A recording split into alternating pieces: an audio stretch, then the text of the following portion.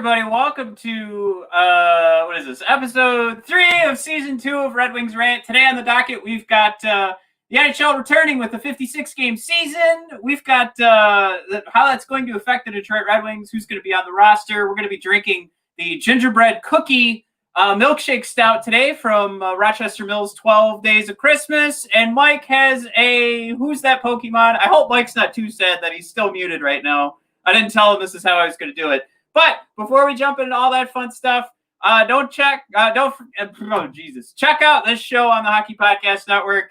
So just hang tight for just a sec, and here's a quick snippet.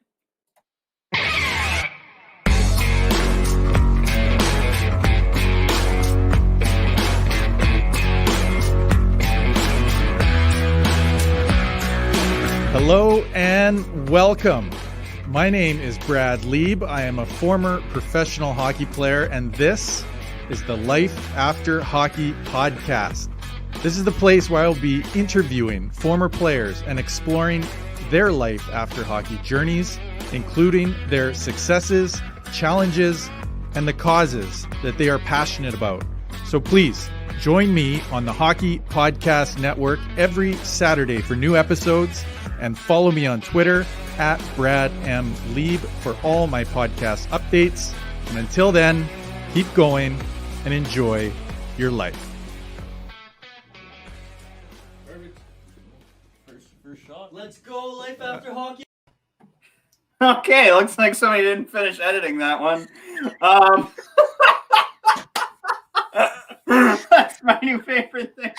Also, sounds like a good tip would be to put that show on a ×2 speed on your podcasting platform. Anyway, welcome back to Red Wings Rant, where tirades and impassioned pleas about your Detroit Red Wings finally have a home. Matt's dunking on the other. Matt's dunking on the other podcast shows. All right, that was good fun. As always, everybody. Send your questions in the chat. Hockey podcast. We're going to be on the hockey podcast. Oh, shoot. That was awesome. All right. Man, we got a lot to celebrate. We got a schedule. Woo!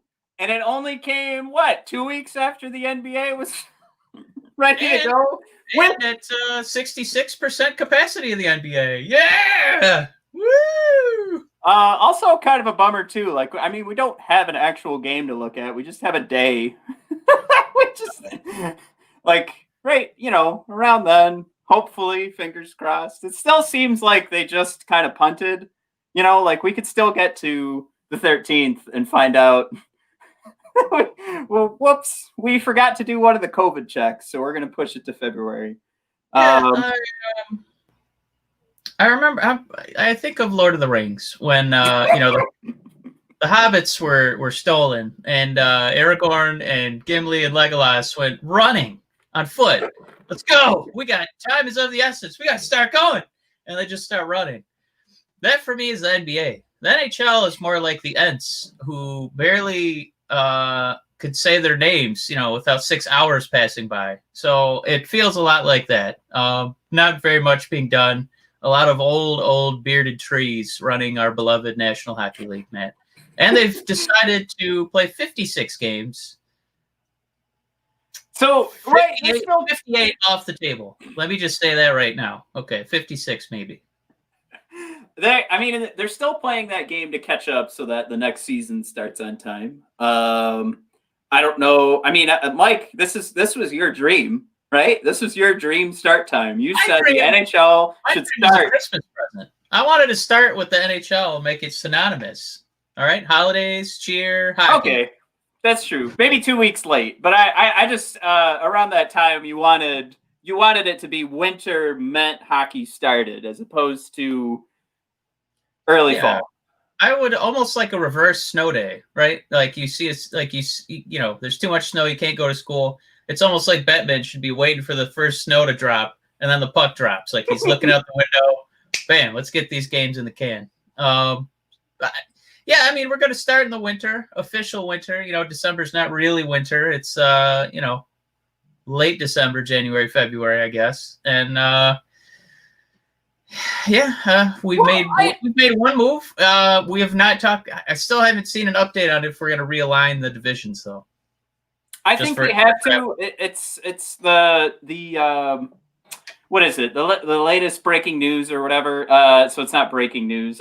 Latest report. They are going to break up those divisions. I just we haven't been told by the NHL. It's kind of looks like whatever our friend of the show, Greg Wyshynski, has been reporting the last few weeks. Which, by the way, everybody, take a huge dump on ESPN and the fact that they don't spend a lot of time on hockey. A lot of the stuff is coming from ESPN reporters. When it was NHL bubble stuff, now the season starting, it's ESPN. I said NHL. ESPN reporters coming out with this stuff. So if anything, this at least still says, regardless of how ESPN feels about the NHL still feels quite a bit for ESPN. The fact that they're getting all these juicy details for us, but right. Let me play a positive spin on it, okay? But first, one more negative too. The NBA has exhibition games on Friday. Yeah, they're coming. It's happening right now. Yeah. But I will say the NHL waiting, right? Maybe that means we're going to be a little bit better off vaccine-wise. I don't know if you heard there's a big brouhaha about NBA superstar James Harden dodging his team being a prima donna. That's not the issue. The thing is, he left, came back, and now he's going to have to go through 6 COVID tests in order to play again. That's great that the NBA is being responsible with him. But hopefully, with hockey waiting a little bit, we won't have to go through that many hoops. To be a little bit more under control. Start having some of this stuff getting processed vaccine-wise. But just gotta wait. No, it's Canada announced today that they're going to start implementing the vaccine or getting the first steps going, and they want to be rolling within a week, which is incredible. And then in the UK, they did their first. They vaccinated their first peasant today. I like the joke I saw. How do you feel from Trevor Noah, where he said, like, "Are we really going to believe that the Queen hasn't already been vaccinated?" So first peasants over in the UK got some vaccinations. I actually did that the other way. I thought they were going to test it on some peasants. Like, you don't have the Queen. We don't have the Queen have the first bowl of soup. You know what I mean? You got to get the poison off the top layer. Give the peasants a scoop. So it all seems to be rolling in the right direction. But I would look at it, from that perspective. The longer we wait, the better chance that these 56 games are going to roll into somewhere where I'm going. I don't care if you feel comfortable, ladies and gentlemen. If you want to go out and get sick, go right ahead, but to a point where I feel comfortable. What if I want the satisfaction? Like, when I feel comfortable to walk outside and go to a hockey game, like, that's what I want. So we're getting to that point, and I'm happy. So that's the positive. Is the longer that this does get pushed out, the more likely Matt's going to watch a game in the 2021 season from Little Caesars Arena. So there's a major positive of us waiting till January 13th. Well, Mike, but you're thirsty, aren't you? I'm sorry, I am, but I just had one quick question. No. So if we're doing 56 games, last I checked, there's 31 NHL teams. So are there just teams we're not going to see? Absolutely. We're going to be in. It's going to be California. Yeah. That's my guess. We still haven't seen what exactly is going to happen, but I've seen a lot of reports that we're going to sit in our divisions for most of the time. We're going to have baseball schedules. It's going to be 3 games at a time with one team. 3, 4. I don't know if it's really 3 games is what pops into my head because everybody keeps comparing it to the baseball schedules. But I just knocked my headphones out to nowhere. That's positive. We can maybe drink to that. Yeah. Let's do it. I got the perfect item right here, buddy. Gingerbread Cookie Milkshake Stout. We'll give everybody a peek here because I've been making videos based on you calling the other cans the U-porn version of beer cans. And this would be another one that kind of follows that line because it's a gingerbread flavored one and it has a gingerbread cookie right on the front there. All right, so we're ready to crack them open? Or did you already get yours open? He's a cute little guy. All right. Opened up. You know what? I will say that image. I Ooh. really wish we had gingerbread cookies to garnish these beers with. All right. So the longer that we keep these boxes, the less likely we're going to get like the huge head on these beers. So it's getting shorter as time goes on. But that has a wonderful ginger smell. I know. Gingerbread smell. A lot of good places there. I want to plug this into my wall and have my room smell like ginger. This is nice. Oh, wow. That does not have a lot of like earthy beer taste to it. That is a lot of gingerbread. That is very nice. Yeah, this one's supposed to have ginger, molasses, milk, sugars, and cocoa nibs. No, it's not a stout without a cocoa nib. I always say. I gotta say, so the way that we're grading these, everybody, we have drinkability, matching the flavor to what it's called, and the can. So far, Mike, I'm thinking this is going to go pretty well for Rochester Mills, and I'm kind of happy you picked this one. But if you're ready, I'm ready to jump in here with the drinkability, probably after a couple more sips. But you had one more thing you wanted to say. Oh, no, I'm really enjoying it, and I think that so far it's we've had a few beers where it was like the first sip's really good, and then after that, I think we had one that tasted like peppers. I think that was last week. Yep. So far, I'm on like sip 5 or 6 here. Just got out of my 9 to 5 and really needed a brewski. And this little gingerbread man, he's really coming through for me. Well, let's run through them. I don't even have the King Stout on here, the King Cake Stout, but that was in the 4 or 5 range for the two of us. We're at around 7 for a maple stout. The peanut butter stout was almost a 9 for me. It's a 9 for you, Mike. The Imperial Java Stout was a 7.56 for me, and you gave it a 6.46. That was the pepper beer. Yeah, for me, I really liked it. Now this one for drinkability, the way that we're doing it is the taste of it, and how much do you think you could drink of this? Like, can you pound a few of these in a single sitting? For the drink, combining the taste and all that fun stuff, is this actually a fun beer to drink? It's high. I'm trying to remember. I want to go lower than the peanut butter stout because I don't think I liked it. I didn't like it as much. Oh, and then there was the chocolate chip pancake stout that is at an 8 for both of us. Yeah, that was a real winner. I like that one. So I'm gonna go 8.0 on this one because this definitely isn't as good as the chocolate chip pancake stout. That's where I had it at 8.1. So I'm glad I did that. So I had some wiggle room here because it is an 8. It's just not as good as that chocolate chip pancake stout. Mike, your gingerbread drinkability? I don't want to compare. I want to be in the moment on this one. I was gonna give it about an 8, and then I saw the little frosting eyeballs, and there's 2. Oh, yeah. I'm gonna give this 8. You know what? He's got little dots. Give him an 8.4. Did you taste the frosting when you looked at it? Because that's what happened to me. I took mine is curiously spicy. Yeah, isn't it? That little kind of ginger kick to it. It's really kicking right now. It's like I just ate a habanero pepper. It's crazy. What was your score? 8? I'm gonna give it an 8.4 because he had 4 little dots. I was feeling it. All right, you want to jump into your matching the flavor, or you want me to jump in? I will say that gingerbread cookies are not traditionally as hot as a habanero. Now, this thing's spicy as fuck. It's really getting hot up here. No! What happened? I'm about to peel the wrapper off and see if we got one of those like Mexican fire beers with the cocoa nibs and jalapenos. This is a joke beer. Yeah, this is a Birdie Buys Every Flavor beer, I think. Habanero beer. Yeah, your classic habanero milkshake stout. What are we grading right now? We're doing matching the flavors. So I'm going to say... It's weird, like right here, up, like here and up, it was a gingerbread cookie. Here and down, it's a lot closer to like a habanero pepper, I'd say. Yeah. It's really kicking. I was ready to give it like a 9, and I'm gonna drop down to like, I'm gonna go. I mean, this has to be. I'm gonna say 6.7.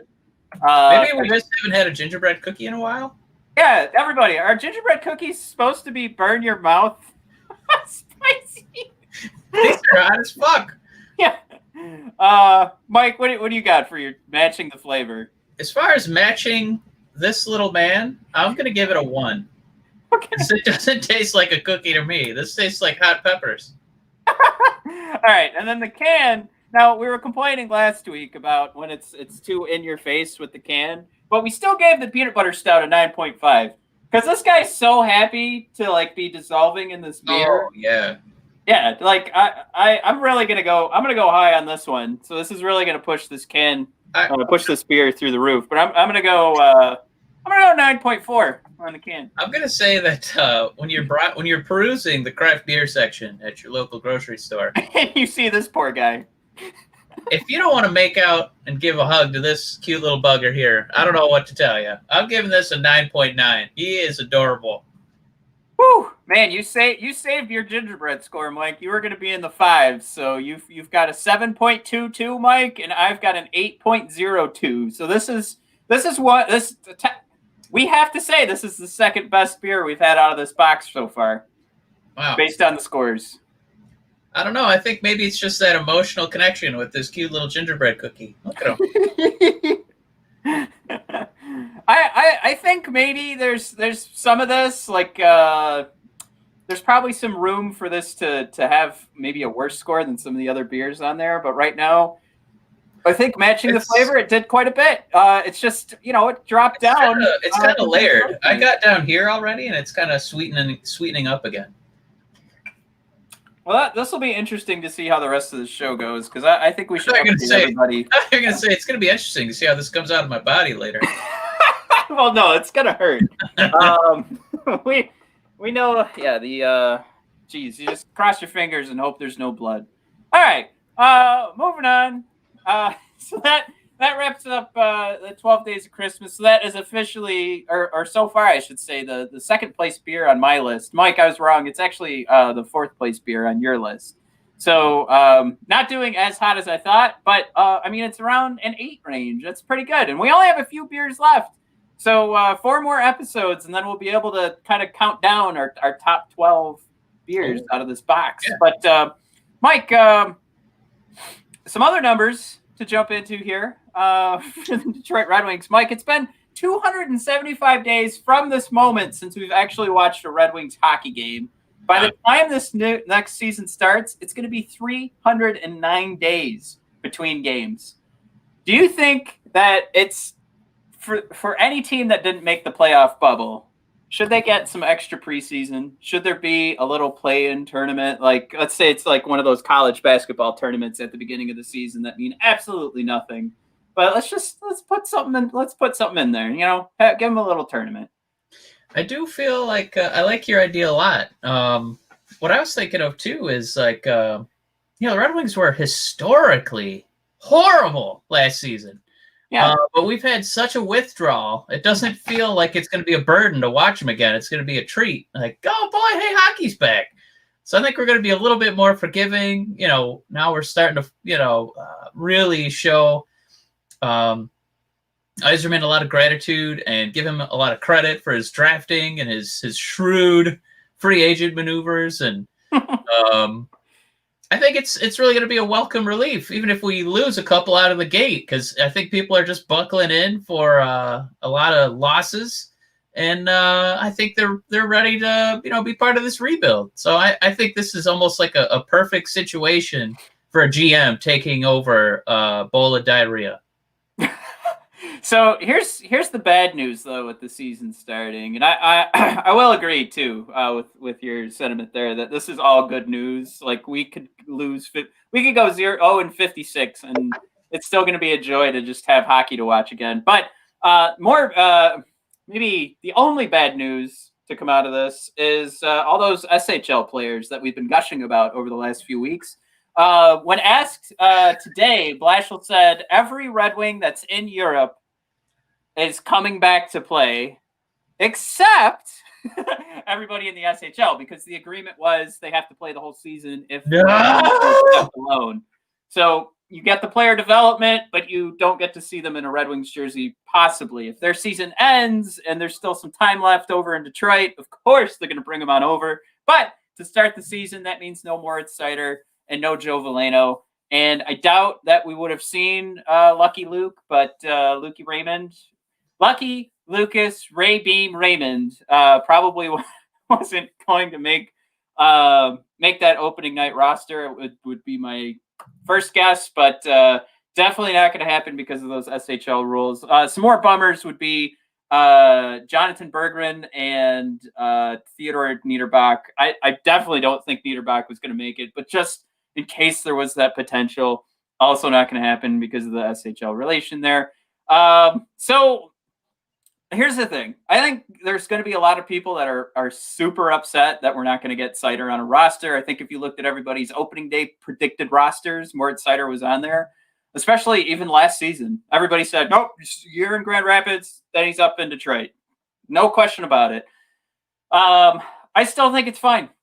I think this isn't going to hurt his development too much. I like the idea of him being in the SHL over if I was picking between a season in Grand Rapids and finishing this out in the SHL, I would pick this actually if I had that choice. I like what Moritz is doing over there. It really looks like he's finding who he is with all the big hits he's throwing around, with the points he's putting on the board. People got kind of, I don't know, pissy because his point streak ended, but he's not a forward. He's not a point getter. When the point streak happens for a defenseman, you take the cherry on top and you run with it. But ultimately, everything looks good over there. So I don't know. Yeah, we're not going to win the Stanley Cup either. So there's not too much bad to take out of that, besides the fact that we're just going to struggle to see Seider and Veleno continue to develop by watching them through Twitter highlights and having to find their game somewhere online. But it's disappointing news, but I don't necessarily look at it as like this is going to kill our chances, in the next few years. No, selfishly, I want to see as many Mo Seider games as I can, but I think that for his development, it's going to be a lot better for him to play against men in Europe, where they have the vaccine coming out and they have a regular schedule planned out, instead of seeing him, in the U.S. where we're still kind of pussyfooting around what we're going to do. Are we really going to shuttle guys from Grand Rapids up to Detroit and then from Detroit back to Grand Rapids and going back and forth and doing all the testing? No, it sounds too complicated. It's going to be a weird crash course of a season with 56 games. I think he's in a better situation. I think it's just kind of let him play, 20-ish minutes a game out in Europe, where it seems like they're a little bit ahead of the United States in terms of getting society ready for the epidemic. I actually, as much as I want to see him, I get it, and I think it's better for his development, probably better for the Red Wings' future. So, thumbs up. You heard it here first, folks. We never fight. I think it's hard to come up with an argument to where it's like, no, phooey fiddlesticks. All right, Mike. You mentioned crash courses. Like a Sopopsky for fiddlesticks. I'm proud of you, man. You mentioned crash courses for NHL player development, but you know what you don't need a crash course for? Shaving your balls. That's right. The Lawnmower 3.0. I got it on the first guess. Shaving your balls. Well, actually, sometimes you do, but the Lawnmower 3.0 makes sure that you don't need a crash course. This is it, Mike. That's the premier ball cutting tool. This is the thing that's going to help you avoid those nicks and scrapes. We've been talking about it all year.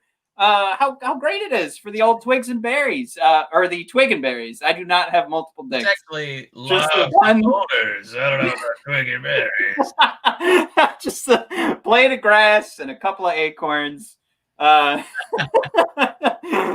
it up. But two atoms and a string theory. How about that? Far? Okay, too far. Go ahead. Like sometimes those boulders collect some moss, and you gotta get it off somehow. So why not use a lawnmower to do it? That's right. All those improv classes I never took really coming into play here. It is the Lawnmower 3.0. It is the third generation, which means they're just getting better and better. It's got the 7,000 RPM motor, the LED light to shine where the sun don't shine. You can find it at manscaped.com and use promo code THPN to get free shipping and 20% off. You can get the Lawnmower 3.0 bundle that comes with our favorite products, which are the deodorant, the swishy underwear is so great. So go to manscaped.com, use promo code THPN, get 20% off for free shipping. The beer's coming back up. Manscaped.com. All right. I think it's coming back up because it was a jalapeno popper. Jesus yeah. All right, Mike. Jumping back in here. We're not actually going to play the game, so I don't want anybody to get too excited. No. We forgot to play the song last time, so I'm going to do it just to remind everybody that there is one of these on our Twitter.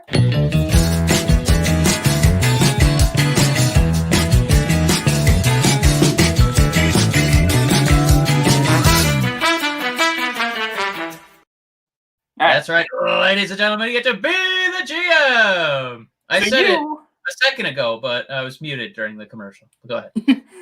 So you can be the GM right now, ladies and gentlemen, for your own self to see how what was everybody. That, you go to @BOD Hockey. You know what? I'm going to tell you right now. It's our pinned tweet because I'm pinning it right now by Greg Wyshynski interview. Go to @BOD Hockey. We've got Jonathan Bernier on the trade block. I'm assuming there's going to be a lot of injuries to start this season because of this wacky schedule. So a ton of goalies get injured, Mike. Bernier is getting, or Yzerman's getting trade offers now. So here's what's going on. He's fielding offers daily.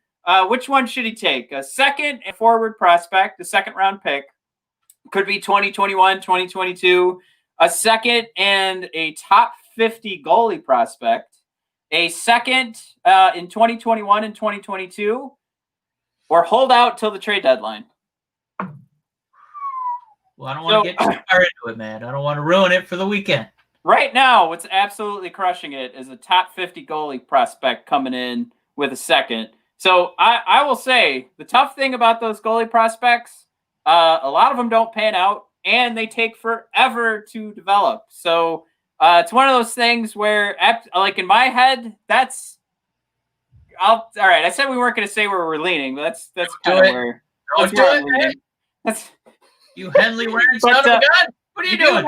If you think that you could do better, that's where you hold out till the deadline. I think that's where the explanation comes in. But right now, it's really killing it in one spot, and we'll see what everybody else thinks here. But check in on Sunday. That's how long the vote goes, and we'll come back and we'll talk about the results, and we'll give our official answers. And haven't heard from Jesse yet this week, but we expect. Hopefully he's got a blog for us on Jonathan Bernier's trade value. So check that out at BOD Hockey. And we've already done Tyler Bertuzzi. We've done Darren Helm. We've done Bobby Ryan. So you got to head on over to BODpodcast.com or brothersofdiscussion.com. Find the Red Wings Rant links on the homepage, and that'll take you to all the blogs and all the old episodes, including links to our YouTube channel. So you can go right there. Watch our interview with Greg Wyshynski, with Prashant Iyer. That's his Twitter. It's the other way. And of course, if you subscribe, you're never going to miss an episode. All right. Last thing here, Mike. Everybody's favorite game. It's another rousing round of Who's That Pokémon? Starring head coach Jeff Blashill, where I cherry pick quotes out of context from your Red Wings head coach. Sometimes read them as myself, usually read them as voice of the Red Wings. Color commentary, it's Paul Woods. Matt, of course, another week goes by. You get to choose your beloved brother who you came out of the same womb of. And you can also choose Paul Woods. Matt, who do you choose this week? I guess I'll pick you. Is that what you want? No, I want Paul Woods. Give me Paul Woods. Paul Woods. Right, go fuck yourself. All right, so here we go. Matt, what we're doing is there's no content right now. No hockey till middle of January. So what we do is we go back, all the way back to 2019. Matt, it was December of 2019. Matt, head coach Jeff Blashill did not disappoint. He used a word that Roman Reigns would be proud to pronounce in one of his promos. Are you ready? I'm ready to go. This is about a beloved Red Wing prospect finally getting a chance. Here we go. I think if we had all our druthers, we would have given him longer in the AHL. So basically with this player, it's one moment in time. It's not the moment. I want to cheat, but it's not really helping. Were you gonna Google search Blashill and druthers? I was just I think they would only come up once. Mike, can you repeat that real quick? Just read it real slow, though. Looking up something else. All right. Here's I want to give I'll have an answer. I'm gonna read it for you one more time. I think if we had all our druthers, we would have given them longer in the AHL. This is just one moment in time. It's not the moment for player TBD. Matt, who was it? Two guys came to mind that got a chance last year. So Gustav Lindstrom and Giovanni Smith. Ooh. And I'm trying to remember when they got called up, and I'm trying to read your face and see if it was either one of them. I'm gonna go. Did that help? Or yes. Okay. I'm gonna go Giovanni Smith. Are you sure you don't want to go with the other guy? I'm gonna go with the other guy. Give me Lindstrom. All right, you can have both of them because they're both wrong. Man, that was Philip Sedina. Woo! Oh shit! I just count him as like a main roster guy. Not yet. Matt, that's another round of Who's That Pokémon? Matt, you can try and get him again. Oh my god! You made it so easy for me too, and I fucked it up. Okay. Well, everybody, that's it for this week. Yes, the episodes are getting shorter, but if we put out 2 a week, oh, go ahead. If we put out 2 a week, you can't miss us on Apple Podcasts. And make sure you subscribe to our YouTube channel. We are the Brothers of Discussion. We also talk pro wrestling at BOD Podcast on Twitter. We have our Instagram brothers_of_discussion. That's more peppery beer coming up. And you can find all of our awesome interviews on the YouTube page. And find everything at bodpodcast.com and brothersofdiscussion.com. I think that's it. All right, we'll see you guys just live tweeting for AEW and NXT. That's how they dance in pro wrestling. NXT. AEW. Impact Wrestling. What? Impact Wrestling. All right, everybody enjoy Impact Wrestling coming up at 8 o'clock on TNT. Oh, it's already on. It's already going, Matt. You got to go. All right, bye, everybody.